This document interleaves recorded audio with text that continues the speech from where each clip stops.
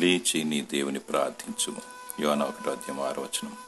ప్రవక్త అయిన యోనా దేవుడు చెప్పింది చేయక అవిధేయతతో తార్షీషుకు వెళ్లే ఓడని ఎక్కి దిగువ భాగంలో నిర్భయంగా నిద్రపోవచుండగా యెహోవా దేవుడు పెద్ద గాలి తుఫాను పుట్టించాడు. ఓడ బ్రద్దలో ఉన్నంతగా చెలరేగెను. ఓడ నాయకుడు భయపడి యోనాను నిద్ర మేల్కొల్పుచు లేచి నీ దేవుని ప్రార్థించమని సెలవిచ్చాడు. ఈ కాలంలో కూడా ఎంత భయంకరమైన పరిస్థితి ఉన్న అనేకులు నిర్భయంగా తినుచు త్రాగుచు సుఖించుచు మత్తులై నిద్రించున్నారు. ప్రార్థన విజ్ఞాపన చేయకుండా, దేవునికి లోబడకుండా, ఆయనతో సహవాసం చేయకుండా శాపానికి గురే పతనమైపోతున్నారు. దేవుడు తన కృప ద్వారా ఇంటిలోనే ఉండి దివారాత్రములు ఆయనలో సమయం గడుపుటకు గొప్ప అవకాశం ఇచ్చాడు. అనేకులు తెగులు చేత మరియు ఆయా విపత్తుల ద్వారా హఠాత్తుగా మరణిస్తున్నారు. దయచేసి కన్నీటితో వేదనతో రోదన చేయము, మానక ప్రార్థించుము. ప్రపంచ నాయకుల కొరకు, సర్వ ప్రజల కొరకు స్వస్థత రక్షణ కలగాలని ప్రార్థన విజ్ఞాపన చేయము.